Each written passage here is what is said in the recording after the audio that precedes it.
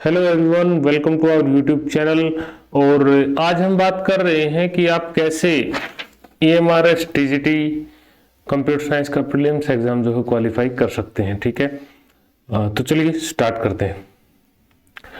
देखिए, सबसे पहले जान लीजिए कि टोटल वैकेंसी जो है वो 550 है। ठीक है, और जो मेंस के लिए जो बंदे बैठेंगे वो बैठेंगे 10 गुना, यानी कि 5500। और आप 500 जो स्टूडेंट्स मान के चलिए जो ब्रैकेटेड कैंडिडेट्स होंगे। ब्रैकेटेड कैंडिडेट्स का मतलब है कि मान लीजिए जो लास्ट कैंडिडेट है इन 5500 में, उसके मार्क्स आए 50। ठीक है, तो इसके बाद भी कई सारे लोगों के जो है 50 मार्क्स होंगे, तो इसके बाद लगभग मैं मान के चल रहा हूँ कि 500 लोग और ऐसे होंगे जिनके 50 मार्क्स होंगे, तो उनको भी शॉर्ट लिस्ट किया जाएगा और इनको जो है ब्रैकेटेड कैंडिडेट्स बोलते हैं। तो मोटा मोटा ये जो कैंडिडेट हो जाएंगे 6000 हो जाएंगे। ठीक है, तो आपको है ना 6000 कैंडिडेट में आना है मेंस एग्जाम देने के लिए। ठीक है, आपको यहाँ एक बात और ध्यान रखनी है कि ये जो प्रीलिम्स के जो मार्क्स होंगे वो मेरिट में नहीं जोड़ेंगे। ठीक है ना, तो आपको इतनी ही तैयारी करनी है कि आप 6000 में आ जाए, बाकी आपको अपनी जो मेहनत है वो मेंस की तरफ लगानी है। अब देखिए, 13, 14 और 21 दिसंबर को जो है एग्जाम है, तो अभी तक मेरे ख्याल से आपने जो कुछ पढ़ लिया वो पढ़ लिया, मोटा मोटा 20 दिन के आसपास ही रहते हैं। ठीक है ना, तो अब आप अपने टेस्ट लगाना स्टार्ट कीजिए और मैं एक बार आपको पूरा इसमें बाइफरकेशन दे देता हूँ कि कौन से सब्जेक्ट की कितनी वेटेज है, आपको कैसे तैयारी करनी है। सबसे पहले देखिए, 10 क्वेश्चन आएंगे जनरल अवेयरनेस के। ठीक है, और 15 क्वेश्चन है रीजनिंग एबिलिटी के, और यहाँ पे नॉलेज ऑफ ICT के 15 क्वेश्चन है। अगर आप TGT कंप्यूटर साइंस का एग्जाम दे रहे हो तो इसको तो मेरे ख्याल से आपको पढ़ने की जरूरत ही नहीं है, डायरेक्ट अगर आप टेस्ट भी लगाओगे तो इसका तो हो जाएगा। ये आपको पढ़ना पड़ेगा, या आपने पढ़ भी लिया होगा अभी तक। टीचिंग एप्टीट्यूड, इसके 30 क्वेश्चन आएंगे, सबसे ज्यादा वेटेज है। डोमेन नॉलेज में ये जो पेडागोजी है ये 20 क्वेश्चन आएंगे इसके, और NEP के 10 आएंगे। ठीक है, और अब देखिए इधर PGT और TGT कंप्यूटर साइंस में फर्क यही है कि वहां पे सिर्फ हिंदी और इंग्लिश थे, यहाँ पे एक आपको रीजनल लैंग्वेज जो है वो और चूज करनी पड़ेगी। ठीक है, तो आप चाहे इंग्लिश या हिंदी कोई भी कर सकते हैं, या आपकी कोई और रीजनल लैंग्वेज है तो वो कर सकते हैं। अब इसमें एक बात है कि टोटल 30 नंबर में से आपको 12 नंबर लेने हैं। ठीक है ना, एग्रीगेट मतलब या तो आप एक में 12 ले सकते हो, एक में तो 12 नहीं आएंगे, 10-10 के है ना, यानी कि 2 पेपर में अगर आपने 12 ले ली और तीसरे में आपके कुछ नहीं आए तो भी आप इसमें पास माने जाएंगे। मतलब आपको इसमें कुल 12 नंबर लेने हैं, और आप इसमें जो है इसके बाद आपका जो है पेपर चेक होगा। अगर आपके इसमें 12 नंबर भी नहीं आए तो आपका पेपर ही चेक नहीं होगा। ठीक है, इस चीज़ का ध्यान रखना। तो ये इतना मुश्किल नहीं है, ये हो जाएगा। ठीक है, और इसमें एक चीज़ और ध्यान रखनी है, 1/3 नेगेटिव मार्किंग है। ठीक है, तो 1/3 नेगेटिव मार्किंग का मतलब आप समझिए कि इसमें है ना आपको ये काफ़ी स्ट्रेटेजिक तरीके से आपको इसके बारे में सोचना पड़ेगा। देखिए, अगर आप मेरी बात मानेंगे तो अगर आप मॉक टेस्ट करेंगे ना तो आपको आइडिया हो जाएगा कि आपको कितने क्वेश्चन छोड़ने हैं, कितने क्वेश्चन करने हैं। मान लीजिए आपने कोई क्वेश्चन पढ़ा है और आपके सामने वो क्वेश्चन है, तो मैं आपको यही सलाह दूंगा कि आप उसको अटेम्प्ट जरूर करें। ठीक है, या फिर दूसरा ऑप्शन क्या है कि आपके सामने कोई क्वेश्चन है, ठीक है, और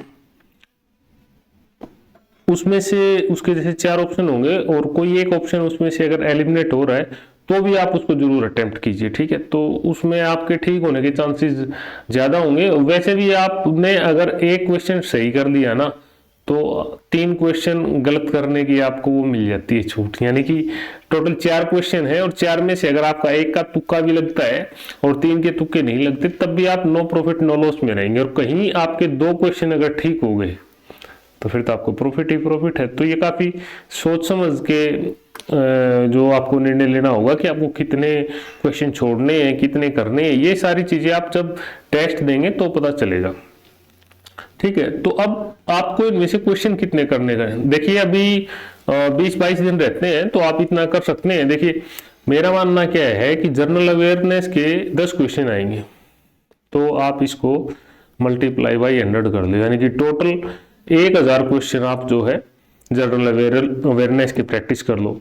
रीजनिंग के भी मल्टीप्लाई बाई 100 कर दो, यानी कि 1500 क्वेश्चन रीजनिंग की प्रैक्टिस कर लो।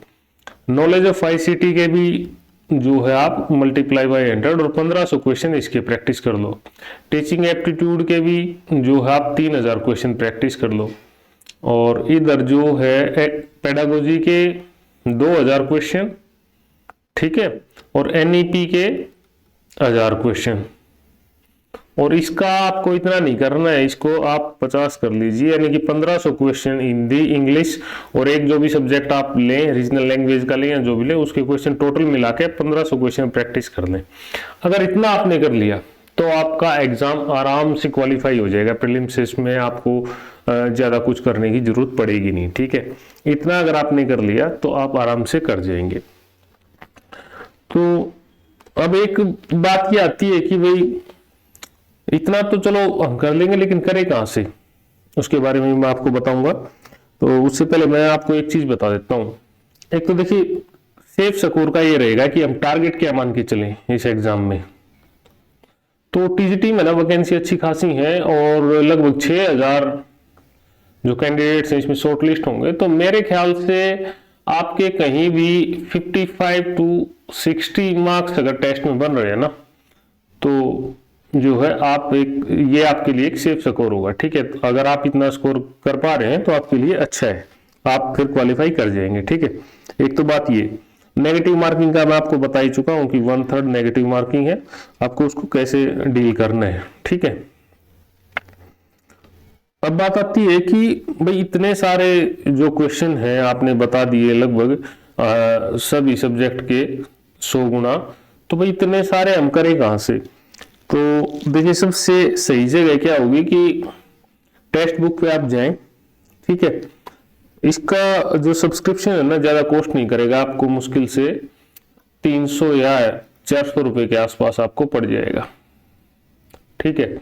अब इसमें आपको मिलेगा क्या, जो पीजीटी कंप्यूटर साइंस के जितने भी टेस्ट है ना, देखिए 180 टेस्ट तो ये मिल जाएंगे, 9 टेस्ट ये हैं, 60 टेस्ट ये हैं और 7 टेस्ट ये हैं। ये टायर 2 के हैं, इनको अभी के लिए आप छोड़ सकते हो, बाद में कर लेना। 177 ये हैं और 12 ये हैं, ठीक है।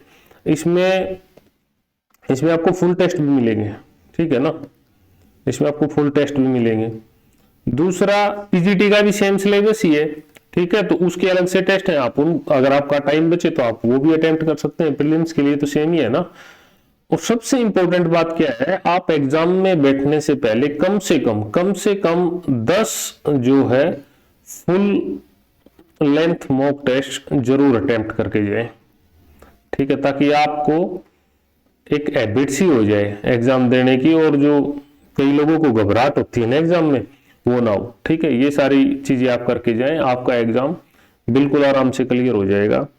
और देखिए आप अगर टेक्स्ट बुक का सब्सक्रिप्शन लेना चाहते हैं तो हमने डिस्क्रिप्शन में जो है इसका लिंक दिया है, जहां से अगर आप परचेज करेंगे तो आपको 10 से 20% तक का जो है डिस्काउंट भी मिल जाएगा।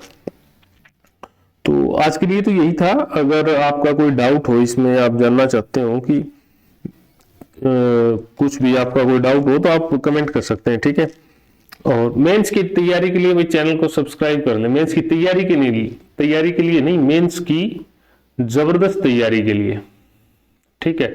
मैंने एचपीएससी पीजीटी का एग्जाम दिया है, ठीक है ना।